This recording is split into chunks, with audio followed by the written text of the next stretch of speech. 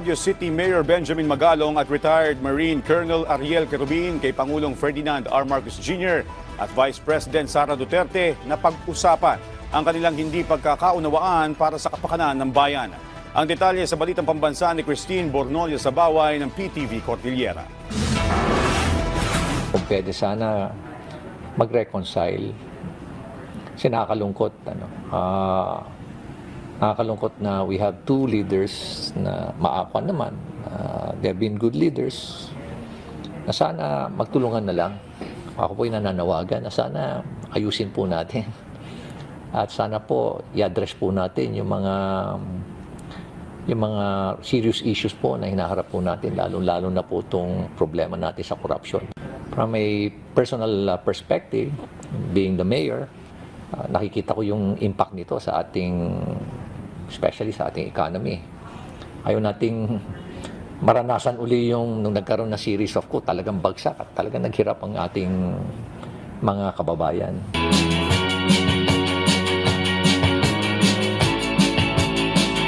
Magandang araw po sa inyo lahat, mga kababayan. Welcome. Magandang araw din po sa ating mga kababayan na nasa iba't ibang panig ng mundo, mga OFW. Tayo po ay nananalangin na sana po kayo ay patambayan ng Panginoon Diyos. Sana po kayo ay magtagumpay sa larangan ng inyong gustong tahakin. Yung mga inyong mga OFW, ang inyong mga trabaho, ang inyong mga karir. Sana po kayo ay mga minamahal kong kaibigan. Sana kayo po ay patnubayan ng Panginoon Diyos. Okay? Maraming salamat po. Bago po tayo magpatuloy, baka po pwede pag-subscribe ang ating channel. Maraming salamat. Okay.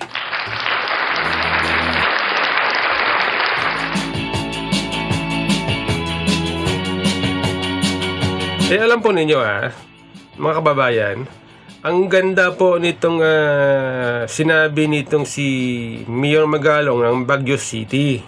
Okay? Siya po may panawagan dito sa magkabilang panig. Sa panig ni Pangulong Marcos kay BP Sara, nanawagan po itong si Mayor Magalong na kung pwede mag-reconcile. Ayusin yung gusot, ayusin ang problema sa korupsyon. Alam po ninyo, ito si Mayor Magalong, ito po ay kahanga-hanga maging itong noong siya ay pulis pa. Siya po ay hindi nababayaran. Siya po ay may paninindigan. Kaya po tayo ay humahanga sa tao nito. Kaya kapag siya po ay nagsasalita, talagang ako po ay tumataas ang aking paghanga kay Mayor Magalong na makikinig sa kanyang mga tao at maging ibang official ng gobyerno, sapagkat ito si Mayor Magalong ay masasabi natin na malinis ang pagkatao. Dahil dyan ay palakpakan.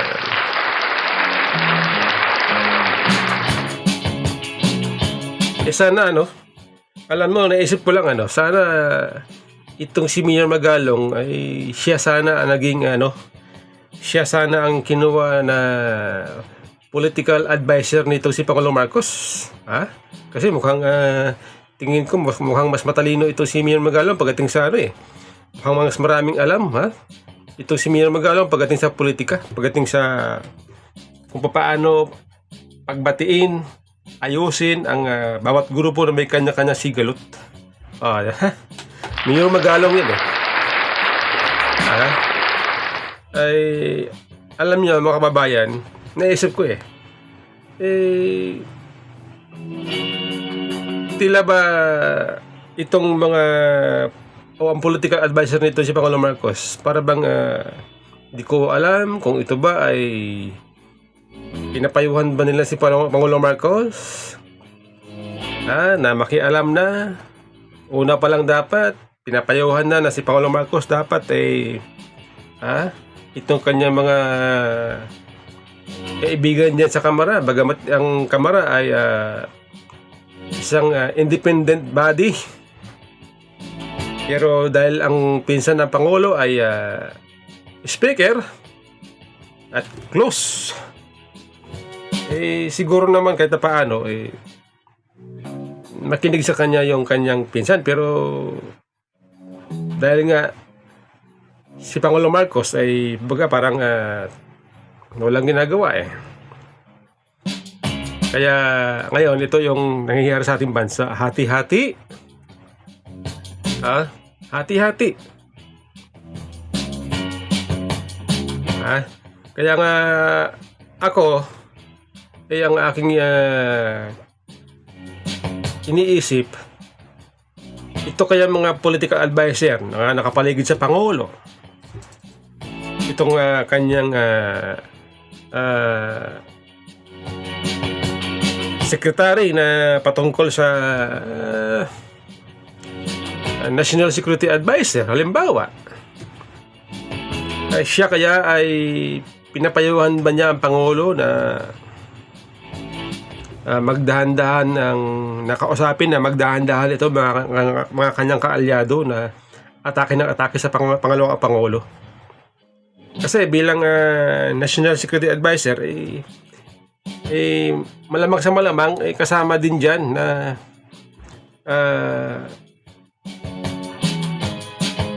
alam niya kung paano niya protektahan ang ating bansa sa mga nakaambang sigalot, internal man, external man. At itong politika, yung paghahati-hati sa politika, ay nagiging kuspo yan ng kaguluhan. Diba? Kaya ako po ay humahanga dito kay Mayor Magalong sapagkat bagamat siya ay hindi advisor, hindi siya ang political advisor ni Pangulong Marcos, siya po ay nagsasalita para pahupain ang sigalot sa politika.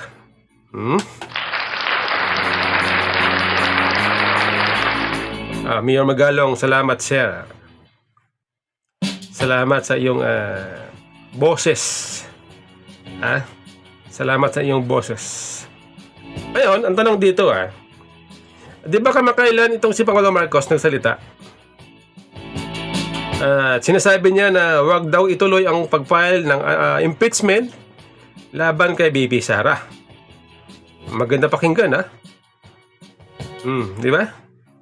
Ang tanong, sundin kaya nito mga kanyang kaalyado dyan sa Kamara?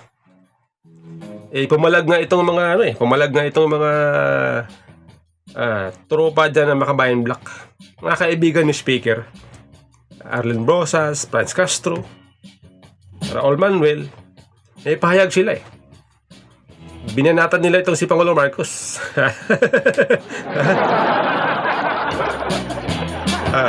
Sa halip na makinig para mapahaba yung gulo, ay bumanat sila. Sabi nila ito daw si Marcos ay pakialamero.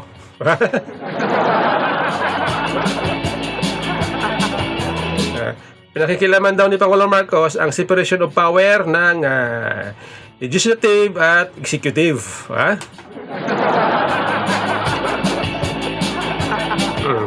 Sabi pa ng mga Makabayan Black, ito daw si Pangulong Marcos ay weak leader. Ginaya nila si Pangulong Duterte. Gaya-gaya. Weak leader daw. Walang paninindigan. Grabe, no?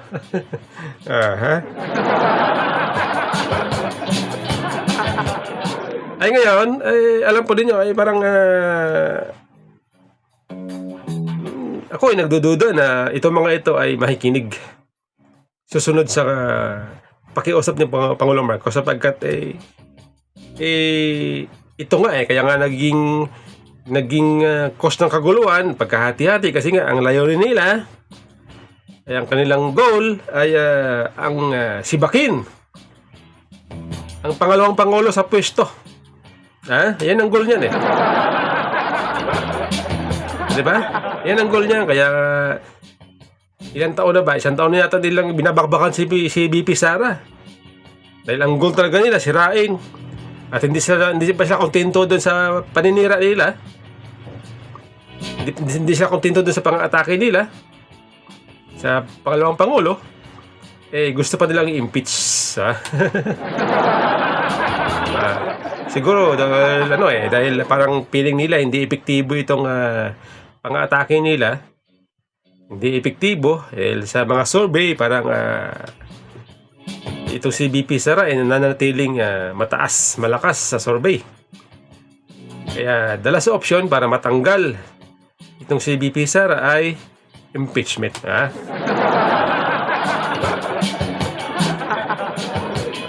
Ang tanong, itong si Speaker kaya papayag? May nagsasabi, sabi ni BP Sara, di umano itong si Speaker ay nakipagsabuatan sa mga makakalawang grupo para hindi siya banatan nito mga makakaliwa, makabayan block. Para hindi banatan ng makabayan block itong si Speaker, nakipagsabuatan di umano. Sabi ni BP Sara yan. At ngayon, ang nagkakaisa sila para bakbakan na si BP Sara. Yan daw ang yan daw ang goal, yan daw ang plano . Sabi ng Vice President yan, hindi ako may sabi niyan. Sa isang interview, yung unang interview ni BP Sara nung siya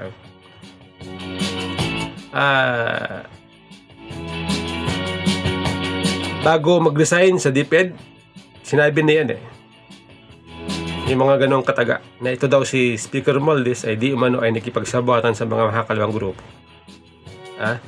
para hindi siya atakihin. Kaya lang sa aking palagay parang nagkamali siguro itong si Speaker Romualdez nang akala na baka iniisip niya na mas matindi umatake itong makabayan block. Hindi niya akalain na mas matindi pala umatake itong si BP Sara pag nagalit. Pakita mo naman. Kita nyo naman pag nagalit na, napuno na kasi. Napuno na itong si BP Sara, kaya kita nyo naman. Actually, sa tingin ko, nagsisimula pa lang si BP Sara sa Nagsisimula pa lang si BP Sara sa pagsagot. Kasi sinimulan ng mga kalaban. Tahimik lang siya, ngayon, napuno na. Kaya sa tingin ko, si BP Sara ay nagsisimula pa lang sa pagsalag. Counter-attack, kumbaga tinatawag natin counter-attack.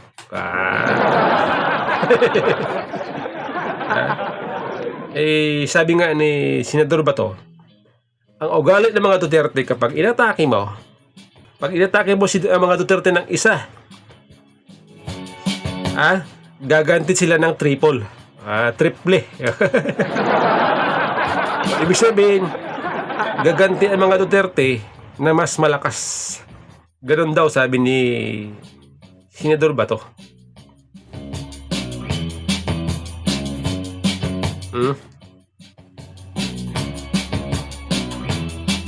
Kaya palagay ko hindi po yan naisip ni itong si Speaker Romualdez. Kaya sa halip na ang kampihan niya si BP Sara na siyang tumulong sa kanyang pinsan para maging presidente, ay hito siya. Sabi ko nga mali. Tingin ko talagang mali si Speaker nagmamadali siya Kung talagang plano niya maging presidente, sa palagay ko hindi sa panahon ngayon sapagkat dapat ang ginawa niya, tuloy-tuloy dapat ang kanyang suporta kay BP Sara. At pagdating ng 2028, dapat sila ang tandem. Presidente si BP Sara, siya Vice President. Ganun dapat sana hindi siya lumiko. Para sana buo ang unity team, buo ang samahan ng North tsaka South. Ganun sana Kaso sa tingin ko dahil nga nagmamadali itong si Speaker Romualdez, kaya ito ngayon binabangga nila yung Vice President. Tama ba ang aking analysis? Nagmamadali si Speaker?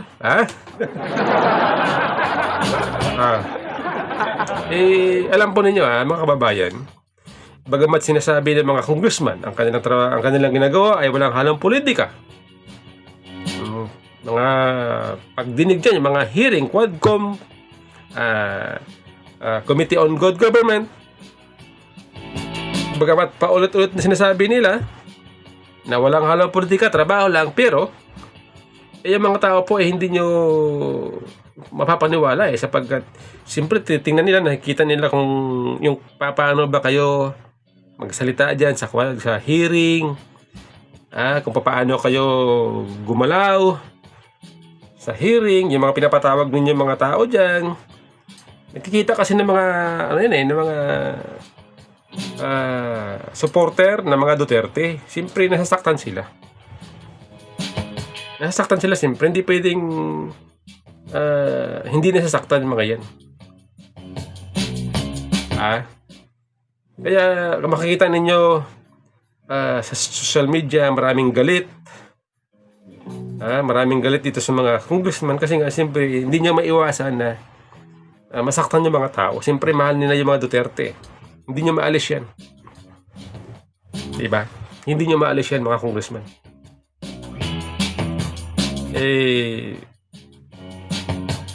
Sa tingin ko, doon nagkamali si Speaker Romualdez. Lumihis siya ng landas. Maging ito si Pangulong Marcos, lumihis ng landas. Ngayon, halimbawa, ito. Kung sakaling magtagumpay itong impeachment laban kay VP Sara, siyempre, ang Pangulong Marcos ay pipili yan ng ilalagay niya sa pwesto bilang Vice President. Pwedeng si Chis Escudero kasi si Chis Escudero loyal sa Pangulo. Siyempre, di lalo naman si Speaker. Pinsan pa yan. Diba? Ngayon, kapag nakaupo na itong si Escudero, halimbawa, o itong si Martin Romualdez, kaalyado yan ng kaalyado niyang din yan may pagkadilawan din yan ni si Speaker Romualdez tapos sinasabi ni VP Sara kaalyado pa ng makakaliwa, di umano. Sabi ni VP Sara, pagka wala na si VP Sara, ngayon itong si Presidente Marcos ay siya namang susunod na babakbakan ng mga kalaban. Diba? Ganon yan. Ganon yan. Sigurado yan, ganon yan. Kaya kung ako kay Pangulong Marcos, mas pipiliin ko na si VP Sara ay manatili sa pwesto. Para safe ang kanyang pwesto. Diba? Kasi kung gugustuhin ng speaker na hindi ma-impeach si VP Sara, kahit kumilos yung mga mahakaliwang grupo o ang Makabayan Bloc, hindi magtatagumpay ang impeachment kahit mag-file itong si Trillanes, itong Makabayan Bloc, kapag hindi makalusot o pag hindi sinuportahan ng mga tropa ni speaker, hindi yan magtatagumpay ang impeachment. Kaso lang siyempre dahil ang mismong speaker siyang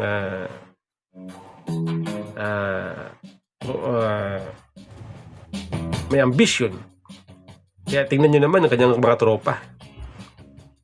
Sama-sama silang umatake sa pangalawang Pangulo. Itong si Aimee Marcos nagsasalita. Tinatanong siya, ano ba sa palagay niya? Tinatanong siya ng media kung ano ba sa palagay niya, ano ang kanyang say dito sa usaping impeachment. Mismo si Aimee Marcos naniniwala na tuloy-tuloy yan. Kasi nakikita niya yung nakikita niya yung galaw. Tuloy-tuloy daw sabi ni Aimee Marcos, impeachment. Kasi yan daw ang layunin diba? Yan, pinsan yan, ha?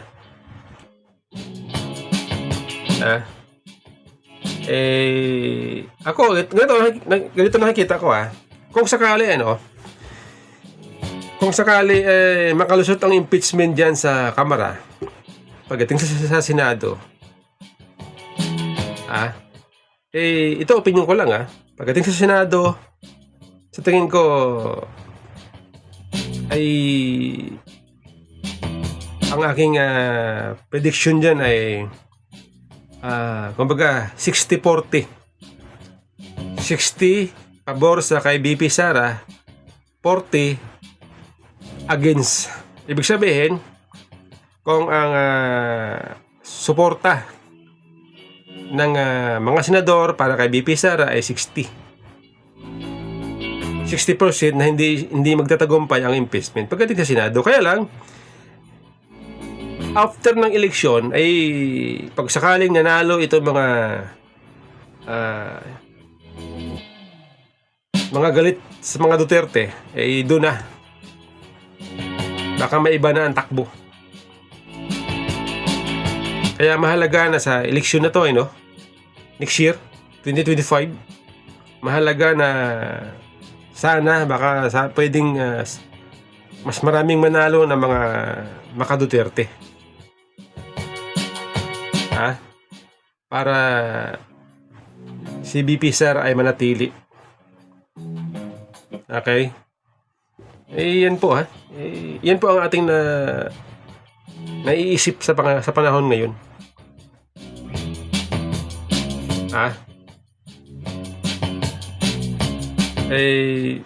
Ewan ko, kung pagsakaling magtagumpay talaga ang impeachment, sabi ng mga analyst, baka gulo. Sabi nila. Ewan ko lang, baka daw magkagulo. At pagka nangyari itong kaguluhan, sino apektado? Hindi tayo rin. Tayo rin. Ang taas nga ng bilihin Biruin nyo, kanina na malingki ako, nagulat ako. Grabe ang presyo ng kamatis. Binili ko, dahil sobrang mahal ng kamatis, ang binili ko 3 peraso, 35 pesos. Oh my God,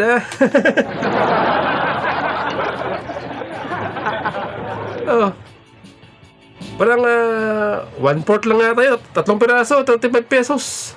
O 31 pesos pala. 31 pesos. Grabe. Nakalain nyo yan? So, sobrang mahal.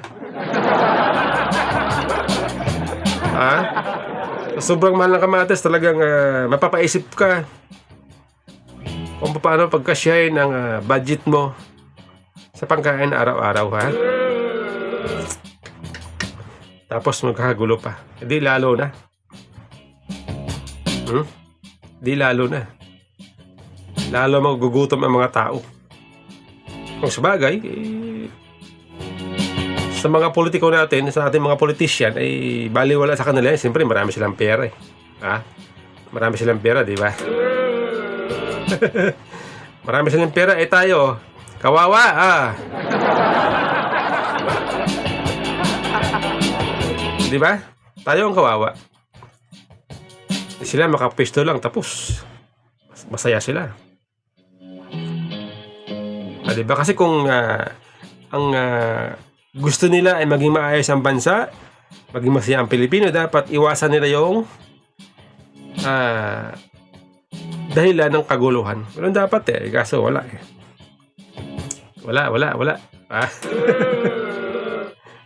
Talagang ito na yata ang buhay ng Pilipino, Wala nang katapusan, kaguluhan sa politika, Panahon ni Marcos, ni Ninoy, gulo.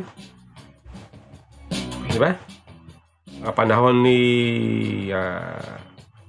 noong panahon ni Cory, magulo din. Ramos, maingay. Panahon ni Erap, gulo. Panahon ni Gloria, gulo. Meron pa mga stand-off din sa Makati. Gulo, di ba? Panahon ngayon ni Bongbong Marcos, nagbabadya ang kaguluhan.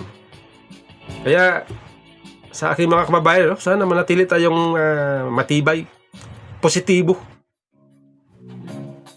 sa buhay. Yan po aking pakiusap. Tayo dito no, nagsasalita tayo, ito po ay para palakasin, paalalahanan ang ating mga kababayan. Tuloy lang, trabaho, sige.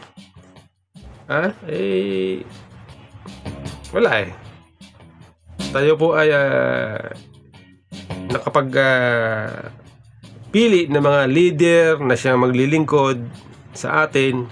Sa halip na maglingkod ng maayos, ito sila. Ito sila. Atake ng atake. Siyempre, yung inatake nila, hindi yung pwedeng manahimik lang, ha? Ano kayo, bali? Ano kayo, bali kayo lang, ha? Matipong ganon. Kayo lang ang marunong mga atake. Di ba? Kaya, ito pa pala, no? Magtipid po tayo sa ating pera. Walang bilihin. Ito nga, kami nga, ako. Ako natuto ako kung paano magtipid. Basta makakain ka araw-araw.